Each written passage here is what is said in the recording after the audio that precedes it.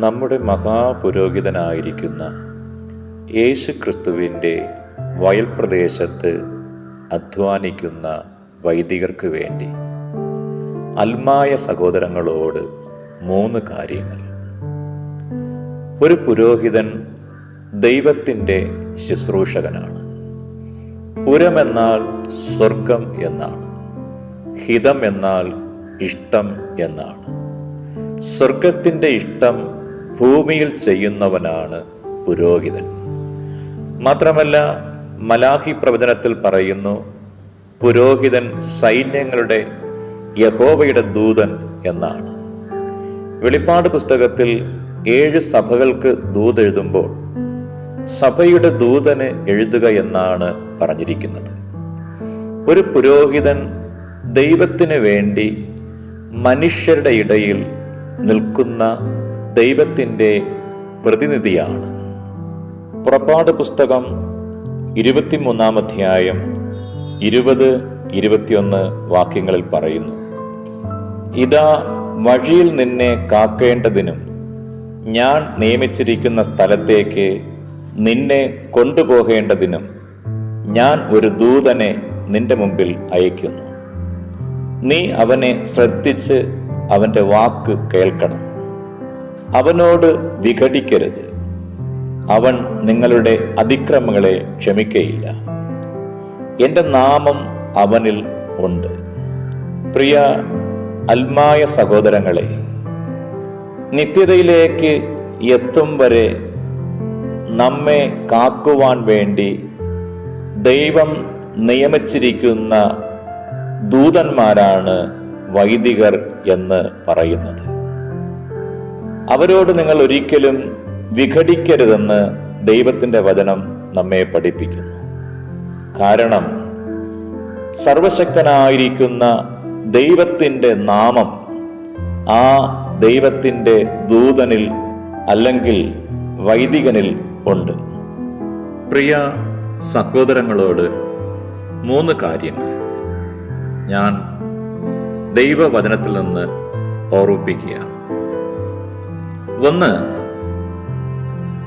നമ്മുടെ മേൽ ദൈവം ആക്കി വച്ചിരിക്കുന്ന ശുശ്രൂഷകരെ, വൈദികരെ നാം അഭിനന്ദിക്കുന്നവരും അവരോട് നന്ദിയുള്ളവരും ആയിരിക്കണം.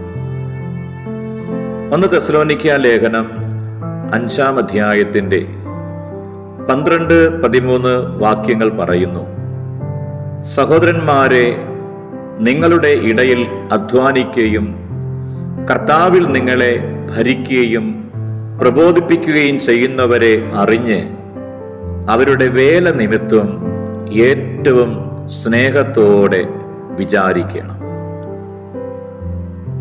12-ാം വാക്യത്തിൽ സഭാ നേതാക്കളെ കുറിച്ച് പറഞ്ഞിട്ട് അവരെ ബഹുമാനിക്കണമെന്ന് പറയുന്നു. നിങ്ങളുടെ ഇടയിൽ അധ്വാനിക്കുകയും നിങ്ങളെ ഭരിക്കുകയും പ്രബോധിക്കുകയും ചെയ്യുന്നവർ നിങ്ങളുടെ ആദരവും അർഹിക്കുന്നവരാണ്. എൻ്റെ വാത്സല്യ സഹോദരങ്ങളെ, നിങ്ങൾ എപ്പോഴെങ്കിലും നിങ്ങളുടെ മുന്നിൽ ശുശ്രൂഷിക്കുന്ന നിങ്ങളുടെ വൈദികരെ, ശുശ്രൂഷകരെ, അവിടെ ശുശ്രൂഷ മധ്യത്തിൽ അവരെ അഭിനന്ദിക്കുവാനോ അവരോട് നന്ദിയുള്ളവരായിരിക്കുവാനോ നിങ്ങൾക്ക് കഴിഞ്ഞിട്ടുണ്ടോ? പല സഭകളിലും നേതാക്കന്മാരെ ആദരിക്കാത്ത അപക്വമതികളായ ചെറുപ്പക്കാരെ കാണാം. ഈ അപക്വമതികൾ അവരുടെ ഇടയനിൽ പെട്ടെന്ന് കുഴപ്പങ്ങൾ കണ്ടെത്തി അവരെ രൂക്ഷമായി വിമർശിക്കുന്നു. അവരുടെ സ്വന്തം മനസ്സിൽ അവർ ചെയ്യുന്നത് ശരിയാണെന്ന് അവർ ചിന്തിക്കുന്നു. വാസ്തവത്തിൽ അവർ വലിയ തെറ്റാണ് ചെയ്യുന്നത്. ആർക്കെങ്കിലും സഭയുടെ ഒരു നേതാവിനെ വിമർശിക്കണമെങ്കിൽ അയാൾ ആദ്യം ഈ വാക്യങ്ങൾ ധ്യാനിക്കുന്നത് നന്നായിരിക്കും. പൗലോസ് ഇവിടെ പറയുന്ന ചട്ടങ്ങൾ എല്ലാ ക്രിസ്ത്യാനികളും അനുസരിച്ചാൽ നമ്മുടെ സഭകളിൽ സമാധാനം കിട്ടും. ഈ നേതാക്കൾ കർത്താവിൽ നിങ്ങളുടെ നേതാക്കളാണെന്നുള്ള കാര്യം ഓർക്കുക. എന്തിനാണ് നേതാക്കളെ ഏറ്റവും സ്നേഹത്തോടെ വിചാരിക്കേണ്ടത്? ഉത്തരം, അവരുടെ വേല നിമിത്തം. ഒരു നേതാവിനെ നാം വ്യക്തിപരമായി ഇഷ്ടപ്പെട്ടില്ല എങ്കിലും ആ നേതാവിന് കുറവുകളും ബലഹീനതകളും ഉണ്ടെങ്കിലും, എല്ലാ നേതാക്കൾക്കും കുറവുകളും ബലഹീനതകളും ഉണ്ട് കേട്ടോ, എങ്കിലും അവരുടെ വേല നിമിത്തം അവരെ സ്നേഹത്തോടെ വിചാരിക്കണം. നാം നമ്മുടെ നേതാക്കളെ വിമർശിക്കുകയും എതിർക്കുകയും ചെയ്യുമ്പോൾ അവർക്ക് അവരുടെ വേല ശരിക്ക് ചെയ്യുവാൻ കഴിയാതെ വരും. അതിൻ്റെ ഫലമായി ക്രിസ്തുവിൻ്റെ വേല മുടങ്ങും. അതുകൊണ്ട് നേതാക്കളെ എതിർക്കുന്നതിൽ നാം ഭയപ്പെടണം. ക്രിസ്തുവിൻ്റെ വേല നശിക്കുവാനോ നശിപ്പിക്കുവാനോ നിങ്ങൾ ആരെങ്കിലും ആഗ്രഹിക്കുന്നുണ്ടോ? ഒരു നേതാവ് പറഞ്ഞതോ ചെയ്തതോ ആയ ഒരു കാര്യത്തെ എതിർത്തേ പറ്റിയെങ്കിൽ ആ നേതാവിൻ്റെ അടുക്കൽ തനിയെ ചെന്ന് മുഖാമുഖമായി അതിനെക്കുറിച്ച് സംസാരിക്കണം. മത്തായി സുവിശേഷം 18-ാം അധ്യായത്തിൻ്റെ 15 അങ്ങനെ പറയുന്നു. അല്ലെങ്കിൽ നാം ക്രിസ്തുവിനെയാണ് എതിർക്കുന്നത്. രണ്ടാമതായിട്ട് എനിക്ക് പറയുവാനുള്ള കാര്യം, നമ്മുടെ ഇടയിൽ നമുക്ക് വേണ്ടി നിൽക്കുന്ന നമ്മുടെ വൈദികരെ, ശുശ്രൂഷകരെ സാമ്പത്തിക കാര്യങ്ങളിൽ നാം കൈത്താങ്ങൽ നൽകുന്നവരായിരിക്കണം. സാധുക്കളായ ശുശ്രൂഷകർ നേരിടുന്ന പ്രശ്നങ്ങൾ വളരെയേറെയാണ്. ഇവർക്ക് ശമ്പളമില്ല, വിശ്വാസ ജീവിതമാണ്. അൽമായർ നൽകുന്നത് കൊണ്ട് മക്കളെ പോറ്റി വളർത്തണം. വല്ലാത്ത സാമ്പത്തിക ബുദ്ധിമുട്ടുകൾ ഇവർ നേരിടുന്നുണ്ട്. ആരോടും ഇല്ലായ്മ പറയാറില്ല. ഒരു വീടെന്ന സ്വപ്നവുമായി വാർദ്ധക്യത്തെ നേരിടുന്ന നിരവധി ശുശ്രൂഷകരുണ്ട്.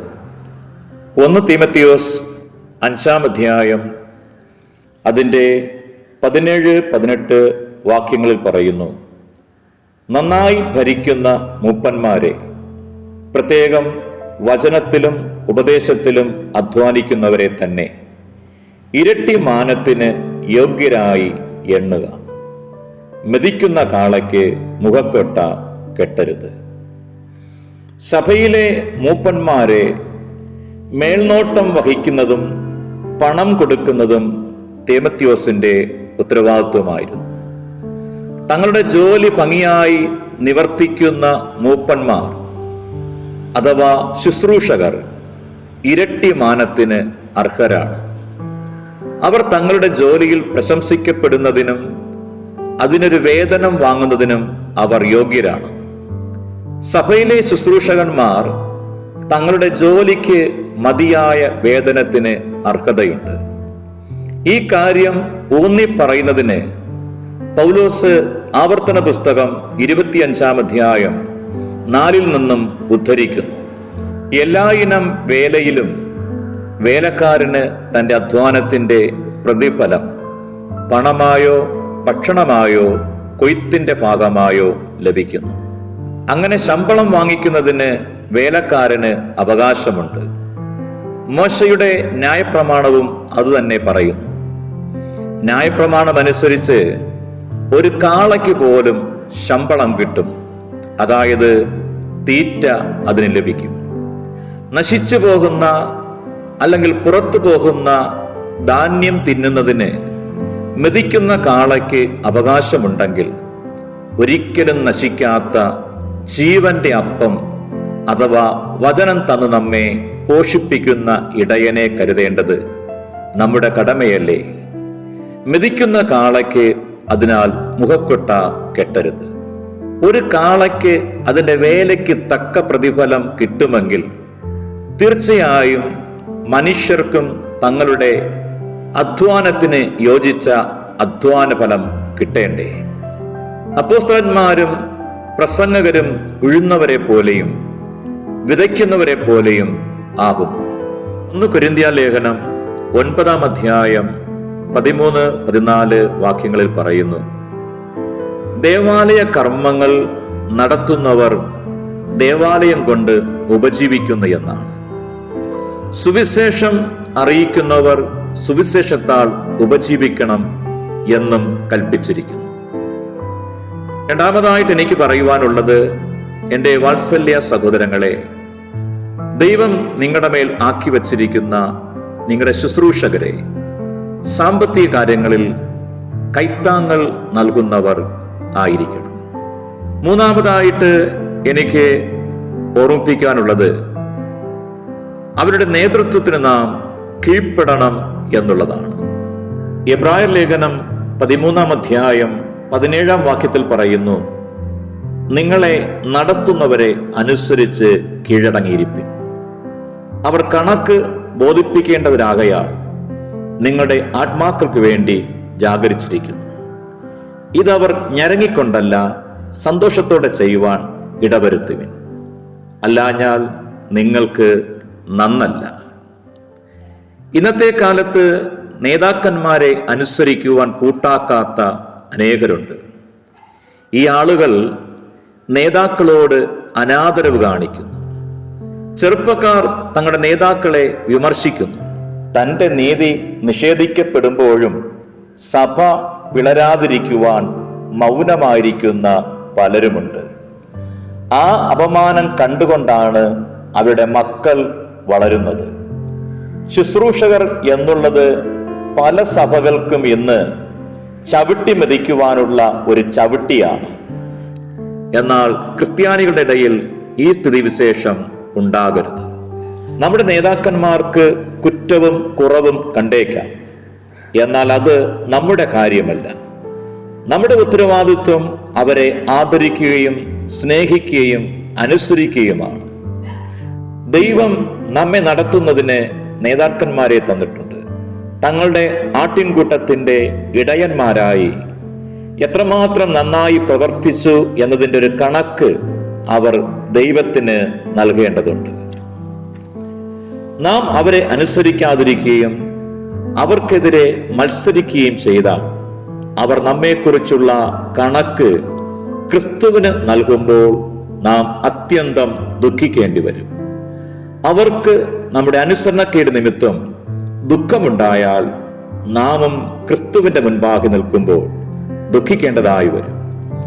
നേതാക്കളെ എതിർക്കുന്നവർ തങ്ങൾക്ക് തന്നെ വലിയ ആത്മിക കുഴപ്പമാണ് വരുത്തിവെക്കുന്നത്. എളിയവരിൽ ഒരുവന്റെ കണ്ണുനീർ തുടയ്ക്കുന്നതിലാണ് ക്രിസ്തു പ്രസാദിക്കുക. ഒരു പുരോഹിതനും തൻ്റെ ജീവിതം പാതി വഴിയിൽ നാം മുഖാന്തിരം അവസാനിപ്പിക്കാതിരിക്കട്ടെ. എൻ്റെ വാത്സല്യ സഹോദരങ്ങളെ, കൊയ്ത്തോ അധികം, വേലക്കാരോ ചുരുക്കമത്രേ. ഇന്ന് കൊയ്ത്തിലേക്ക് ഇറങ്ങുവാൻ വേലക്കാരെ കിട്ടാത്ത ഒരു കാലഘട്ടം. ദൈവവേലയ്ക്ക് വേണ്ടി ആരും തന്നെ ഇന്ന് ഇറങ്ങാത്ത ഒരു കാലഘട്ടം.